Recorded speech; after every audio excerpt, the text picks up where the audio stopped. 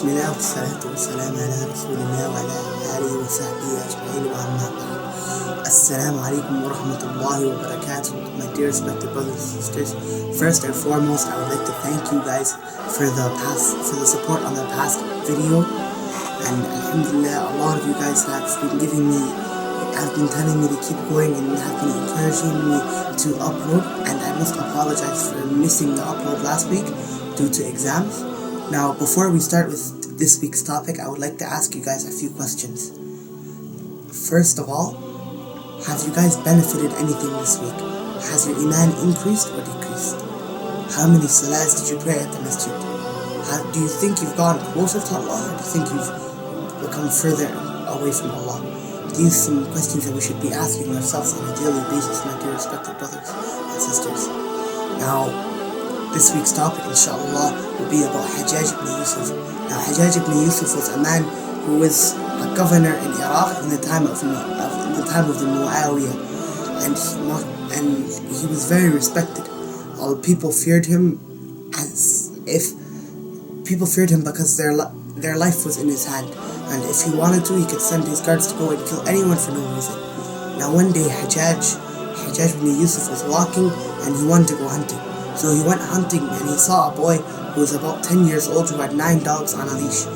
And then he went up to this boy and the boy salamed him, but he did not respond. And he says, "Why don't you give me the salam that I deserve?"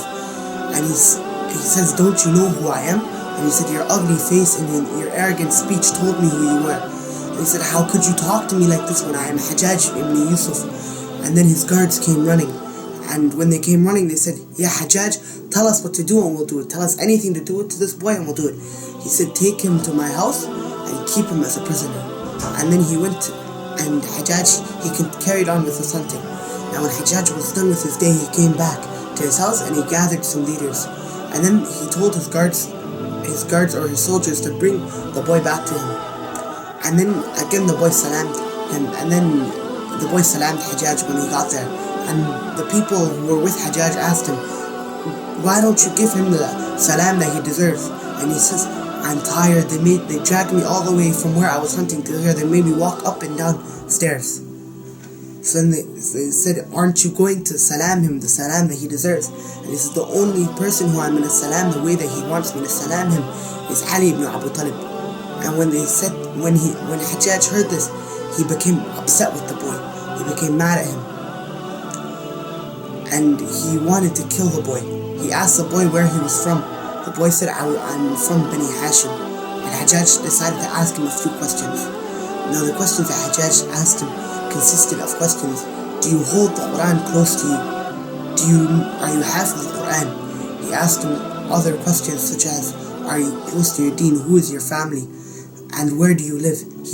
The boy insisted on not telling where he lived to Hajjaj, because Hajjaj, every single time that the boy said the place that he lived, Hajjaj said, okay, he would send soldiers telling them to go kill the people there, and then the boy would say, no, I don't live there, I live over here. He would keep changing his answers that Hajjaj couldn't find where he lived and killed the people or his family who were close to him. So then eventually Hajjaj continued to ask him, and he found out the boy was, mashallah, the boy held his deen close to him. So after some time and some questioning, Hajjaj decided to kill the boy. And when he wanted to kill the boy said, if my life is in your hand, kill me. But as we all know, as the whole world gathered to harm you, but Allah did not write it down that you were going to be harmed, no one can harm you. And if Allah wrote it down that the whole world if the whole world gathered to protect you, but Allah didn't write it down, the whole world wouldn't be able to save you. So Hajjaj, he wanted to kill the boy, but instead of killing him, he questioned him, and he continued on questioning the boy until Hajjaj started to have a change in heart. He didn't really want to kill the boy anymore. So he offered him gifts, and in Hajjaj's heart he offered him a few gifts, one of which was he offered him a woman to marry. He offered him a horse, he offered him a house, and he offered him wealth. And in his heart he said, if he chooses any of them except for the horse, I will kill him. If he doesn't choose the horse, I'll kill him. And Hajjaj ibn Yousuf asked him which one he wanted. and he chose, the boy said, if it was up to me, I would choose the horse. But if you are truly a believer, and if you are able to give me all the gifts, you would give me all the gifts. So Hajjaj gave him all of the gifts, and he said, and may Allah not give you any barakah with it.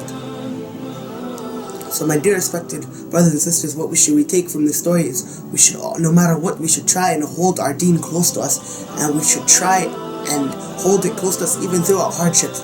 This boy was taken prisoner, yet he never gave up on Allah subhanahu wa ta'ala.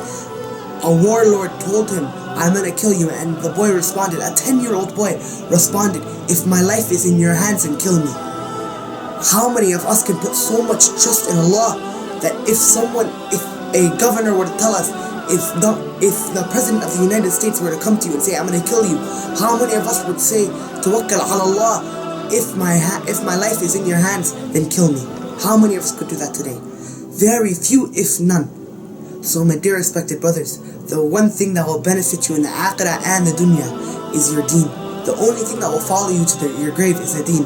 So my advice to you, my dear respected brothers and sisters, is to hold the deen very close to you. And I thank you for your time, and please comment what you would like us to talk about, and if you have any ideas on how we can improve our channel, because we're always open to constructive criticism. Please like and subscribe. Assalamu alaikum wa rahmatullahi wa barakatuh.